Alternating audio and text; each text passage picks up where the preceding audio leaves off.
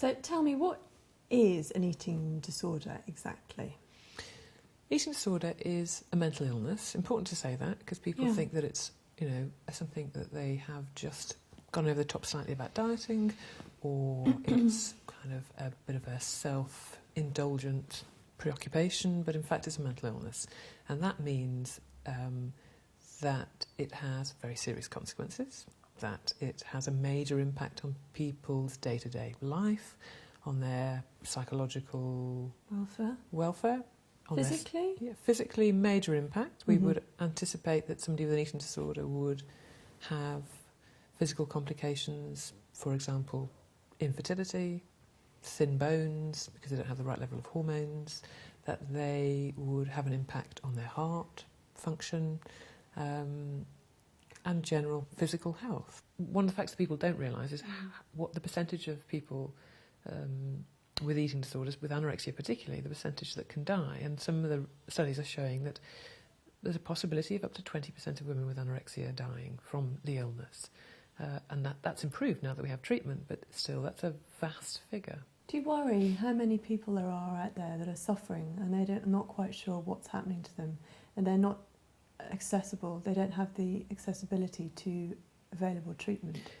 Yes, and we think there's a huge population of women who have got eating problems, disordered eating and eating disorders, that don't realise they're caught up in something, because it's one of those illnesses, very, very confusing. It feels like it's part of you. Hard to diagnose too, I'd imagine. It's a mindset that people get into that is probably biologically driven. So we assume that there are triggers in your brain in some way that the starvation trips, and people then develop a whole set of feelings and thoughts and behaviours driven by the starvation that takes them into a place that they can't get themselves out of. So what do you hear them say? What do you hear people in the industry saying about eating problems, eating disorders, dieting? In the industry, unfortunately, there's no such thing as having an eating disorder. Do you see models of different sizes and shapes around? The majority of models are naturally slender, but for the ones that aren't, it's pretty tough. Thin is best, and I suppose the thinner you are, the better you look, the better a model might find her chances are of becoming successful. It's an opportunity to become the best. It takes me back to who's attracted into it, and are those the vulnerable people who develop eating disorders? Because we're assuming that there is a high proportion of women with eating problems, disordered eating, eating disorders. Are they attracted into it? Does the impact of the environment bring it out? Models start as young as 14, 15 these days. And I think what we have to understand is that consequently their bodies aren't actually yet fully developed, nor are they in mind. So of course you have the combination of mind and body being underdeveloped, and it's not something that they're consciously aware of, because in a sense they're at the cusp of leaving childhood and beginning adulthood. I do believe that a lot of girls come into it healthily, but through the course of time, depending on how they're doing and where their careers are, they become fully aware of the pressures that can be potentially imposed upon them.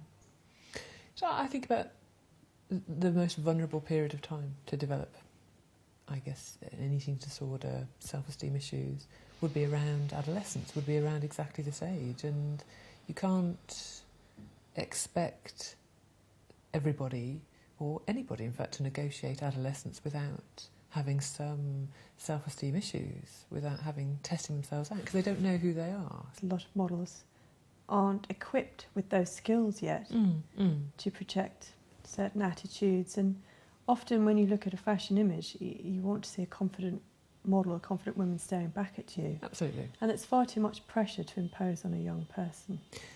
So of course people do manage it, people are successful.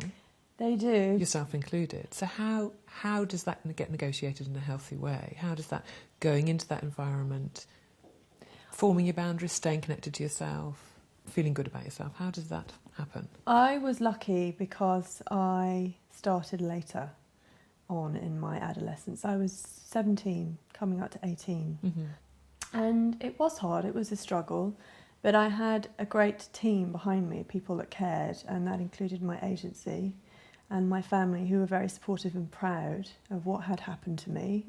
Anything that sat uncomfortably with me was wrong, and so I didn't partake in it.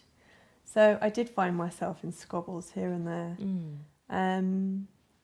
And what concerns me is that I feel a lot of the new generation of models don't feel that they have that right to have the voice and to make sure that their own boundaries aren't interfered with.